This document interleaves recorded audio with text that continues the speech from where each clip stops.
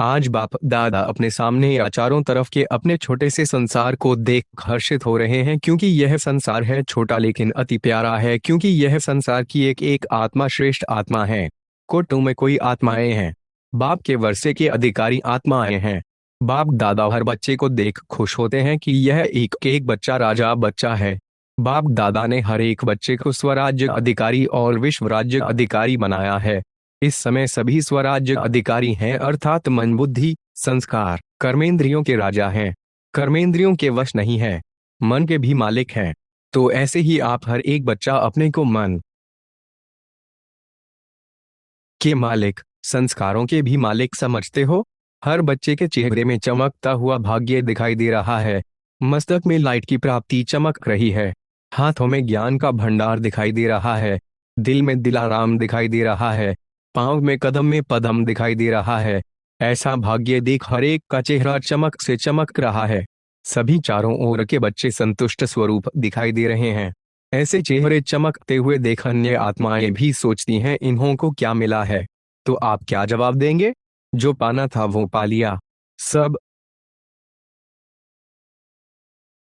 संतुष्ट मणियों के रूप में चमक रहे हैं। ऐसी अपनी मूर्त को आप भी देख रहे हो ना। बाप दादा भी ऐसी संतुष्ट मणि आत्माओं को देख क्या गीत गाते हैं। वाह मेरे संतुष्ट आत्माएं वाह।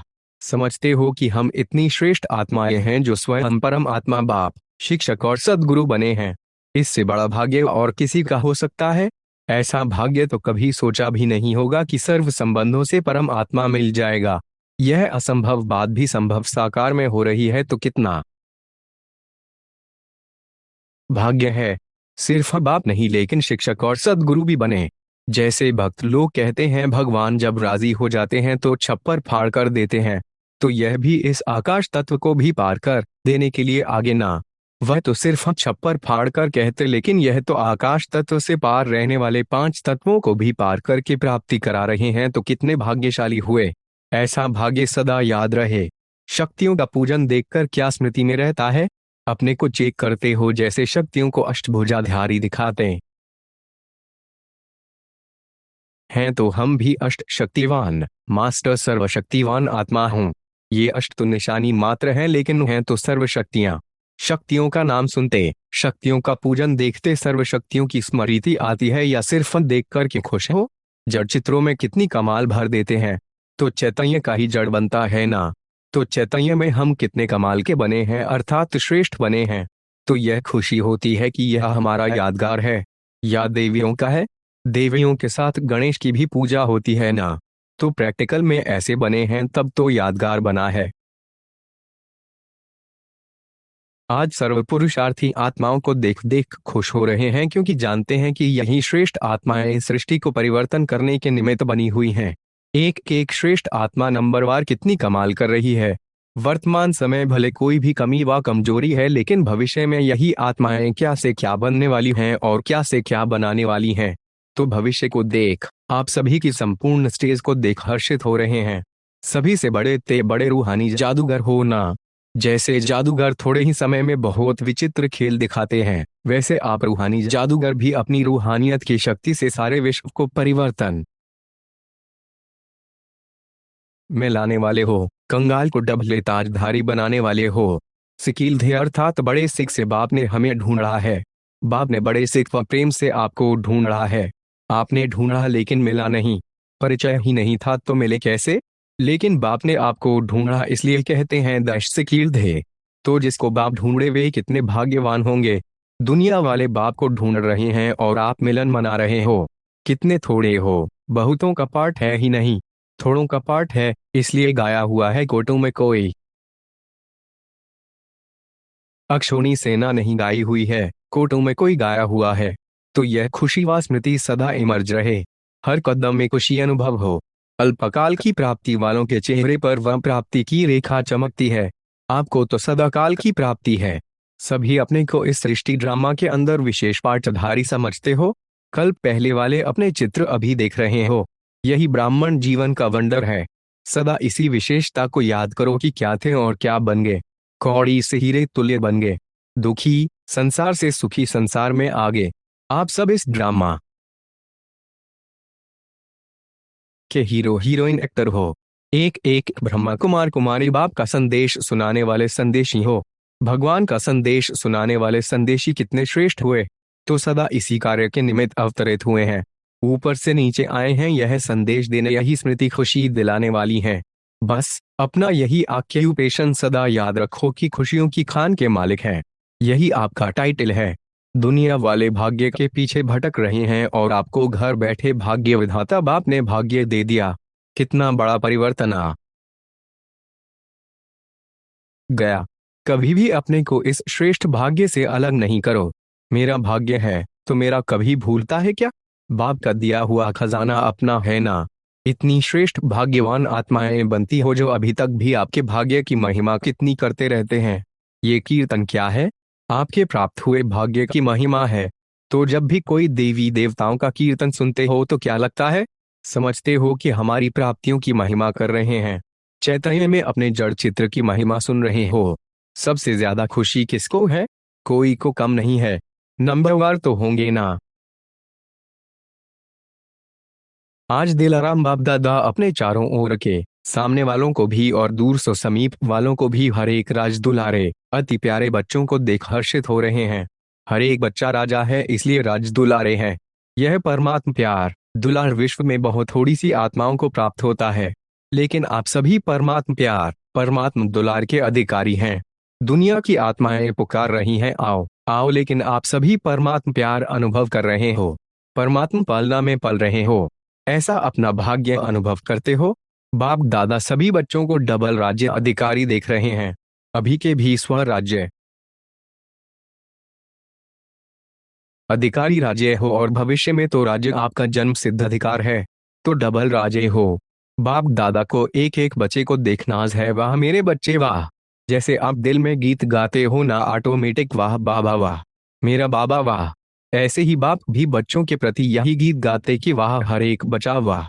क्योंकि बाप को भी कल के बाद आप बच्चे मिलते हो और एक एक विश्व के आगे महान है, तो बाप भी गीत गाते हैं, वाह बच्चे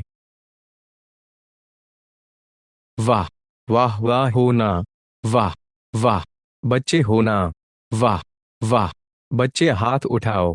तो सदा यही याद रखो, हम वाह वाह बच्चे हैं, चाहे पुरुषार्थी हैं लेकिन हैं वाह वाह बच्चे बाप के, वाह वाह बच्चे बाप के साथ ही चलेंगे, रह तो नहीं जाएंगे ना। बाप तो कहते हैं हर एक बच्चे को स्नेह की गोदी में साथ ले जाएं। जो जैसा होता है उसको वह याद रहता है। जैसे प्रेजिडेंट है वह कोई भी काम करते यह नहीं भूलता कि मैं प्रेजिडेंट हूँ, तो आप भी सदा अपनी पोजीशन याद रखो। इससे सदा खुशी रहेगी, नशा रहेगा, सदा खुमारी चढ़ी रहे। हम ही देवता बनेंगे। अभी भी ब्राह्मण चोटी हैं, ब्राह्मण तो देवताओं से भी ऊंच है। इस नशे को माया कितना भी तोड़ने की कोशिश करे लेकिन तोड़ ना सके। माया आती तभी है जब अकेला कर देती है, बाप से किनारा करा देती है। डाकू भी अकेला करके फिर वार करते हैं ना। इसलिए सदा कंबाइंड रहो, कभी भी अकेले नहीं होना। मैं और मेरा बाबा इसी स्मृति में कंबाइंड रहो। सभी अपने को महान भाग्यशाली समझते हो ना। देखो कितना बड़ा भाग्य है जो वरदान भूमि पर वरदानों से झोली भरने के लिए पहुंच गए हो। ऐसा भाग्य विश्व में कितनी आत्माओं का है, कोटों में कोई और कोई में भी कोई। तो यह खुशी सदा रखो कि जो सुनते थे वर्णन करते थे, कोटों में कोई कोई में भी कोई आत्मा, वे हम ही है। इतनी खुशी है, सदा इसी खुशी में नाचते रहो, वाह मेरा भाग्य। यही गीत गाते रहो और इसी गीत के साथ खुशी में नाचते रहो। यह गीत गाना तो आता है ना, वाह रे मेरा भाग्य और वाह मेरा बाबा, वाह ड्रामा वाह। यह गीत गाते रहो, बहुत लकी हो। बाप तो सदा हर बच्चे को लवली बच्चा ही कहते हैं, तो लवली भी हो, लकीएस्ट भी हो। कभी अपने को साधारण नहीं समझना, बहुत श्रेष्ठ हो। भगवान आपका बन गया तो और क्या चाहिए। जब बीज को अपना बना दिया तो वृक्ष तो आ ही गया ना। तो सदा इसी खुशी में रहो। आपकी खुशी को देख दूसरे भी खुशी में नाचते रहेंगे। इस संगमय युग पर पवित्रता का व्रत लेने वाले भाग्यवान बचे भविष्य में डबल पवित्र, शरीर से भी पवित्र और आत्मा भी पवित्र बनते हैं। सारे कल्प में चक्र लगाओ, चाहे कितनी भी महान आत्माएं आए हैं, लेकिन शरीर भी पवित्र और आत्मा भी पवित्र। ऐसा पवित्र न धर्म आत्मा बने हैं न महात्मा बने हैं। बाप दादा को आप बच्चों के ऊपर नाज है, वाह मेरे महान पवित्र बच्चे, वाह। डबल पवित्र डबल ताजधारी भी कोई नहीं बनता, डबल ताजधारी भी आप श्रेष्ठ आत्माएं बनती हैं। अपना वह डबल पवित्र डबल ताजधारी स्वरूप सामने आ रहा है ना। इसलिए आप बच्चों की जो इस संगमय युग में प्रैक्टिकल जीवन बनी है, उस एक एक जीवन की विशेषता का यादगार दुनिया वाले उत्सव के रूप में मनाते रहते हैं। आज बाप दादा हर एक बच्चे के मस्तक में भाग्य की रेखाएं देख रहे हैं। ऐसा भाग्य और इतना बड़ा भाग्य सारे कल्प में किसी को प्राप्त नहीं है, क्योंकि आपको भाग्य देने वाला स्वयं भाग्य दाता है। हर एक के मस्तक में पहले तो चमकता हुआ सितारा का भाग्य चमक रहा है। मुख में मधुर वाणी की रेखा चमक रही है। होठों पर मधुर मुस्कान की रेखा चमक रही है। दिल में दिलाराम बाप के लवलीन की रेखा चमक रही है। हाथों में सर्व खजानों के श्रेष्ठता की रेखा चमक रही है। पांव में हर कदम में पदम की रेखा चमक रही है। अभी सोचो ऐसा भाग्य और किसका हुआ है। इसलिए आपके यादगार चित्रों का भी भाग्य वर्णन होता रहता है। और यह भाग्य स्वयं भाग्य विधाता ने हर एक बच्चे का बनाया है। सदा अपना रूहानी फरिश्ता स्वरूप स्मृति में रहता। ब्राह्मण सो फरिश्ता, फरिश्ता सो देवता, यह पहली हल कर ली है ना। पहेलियां हल करना आता है। सेकंड में ब्राह्मण सो देवता, देवता सो चक्र लगाते ब्राह्मण, फिर देवता। तो सो हम की पहेली सदा बुद्धि में रहती है। जो पहेली हल करते उन्हें ही प्राइज मिलती है। तो प्राइज मिली है ना। जो अभी मिली है वह भविष्य में भी नहीं मिलेगी। प्राइज में क्या मिला है? स्वयं बाप मिल गया, बाप के बन गए। भविष्य की राजाई के आगे यह प्राप्ति कितना ऊंची है। तो सदा प्राइज लेने वाली श्रेष्ठ आत्मा हूं, इसी नशे और खुशी से सदा आगे बढ़ते रहो। पहेली और प्राइज दोनों स्मृति में सदा रहें तो आगे स्वयं बढ़ते रहेंगे। आप सबको भी मेला अच्छा लग रहा है ना। बाप दादा तो बच्चों के भाग्य को देख हर्षित होते हैं और दिल में गीत गाते हैं, वाह बच्चे वाह। जो भाग्य स्वप्न में भी न था, संकल्प में भी नहीं था, लेकिन अब साकार में श्रेष्ठ भाग्य अनुभव कर रहे हैं। हरे के मस्तक पर श्रेष्ठ भाग्य की लकीर चमक रही है। सभी चमकते हुए सितारे हो ना। अपना ये श्रेष्ठ भाग्य स्मृति में रहता है ना। क्यों श्रेष्ठ भाग्य है? क्योंकि भाग्य विधाता द्वारा आप भाग्यवान आत्माओं का दिव्य ब्राह्मण जन्म हुआ है। बाप को भी भाग्य विधाता कहते हैं और ब्रह्मा को भी भाग्य विधाता कहते हैं। और आप सबका जन्म बाप दादा द्वारा हुआ है। तो जिसका बाप स्वयं भाग्य विधाता है उसका भाग्य कितना श्रेष्ठ होगा। ऐसा कभी सोचा था इतना बड़ा परिवार मिलेगा? और इतना परिवार किसको होगा? आपके घर कितने हैं? एक है। और आपके सेवा के स्थान कितने हैं? अनेक हैं। तो उसको भी तो बाबा का घर कहते हो ना। तो बाबा का घर आपका घर है। दुनिया कहती है घर बार छोड़ते हैं, और आपने कितने घर बनाए हैं गिनती नहीं कर सकते हो। याद रखना पड़ता है। तो ये छोड़ना नहीं है, बनाना है। और परिवार को छोड़ा है या परिवार इतना बड़ा बनाया है जो मिलना ही मुश्किल होता है। सारे ब्राह्मण जितने भी जहां भी हैं एक स्थान पर मिल सकते हैं? मुश्किल होगा ना। क्योंकि दूसरे का राज्य है ना, अपना राज्य तो नहीं है। लेकिन बाप मिला, बेहद का परिवार मिला। तो बेहद को याद करने से बेहद की खुशी, बेहद का नशा होगा। आज बाप दादा अपने चारों ओर के परमात्म प्यारे बच्चों को देख रहे हैं। ऐसे परमात्म प्यारे कोटों में कोई बचे हैं, क्योंकि इस समय ही परमात्म प्यार का अनुभव कर सकते। सारे कल्प में आत्माओं का प्यार, महात्माओं का, धर्मात्माओं का प्यार अनुभव किया, लेकिन परमात्म प्यार सिर्फ अब संगमय युग पर होता है, जो आप सभी बच्चे अनुभव कर रहे हैं। कोई आपसे पूछे परमात्मा कहाँ है, तो क्या जवाब देंगे? मेरे साथ है, मेरे साथ ही रहते हैं, मेरे दिल में ही रहते हैं। ऐसा अनुभव कर रहे हो ना। आप ही जानते हो और आपको ही इस प्यार का अनुभव है कि हमारे दिल में बाप रहते और बाप के दिल में हम रहते। जानते हो कि यह परमात्म प्यार का नशा हमें ही अनुभव करने का भाग्य प्राप्त हुआ है।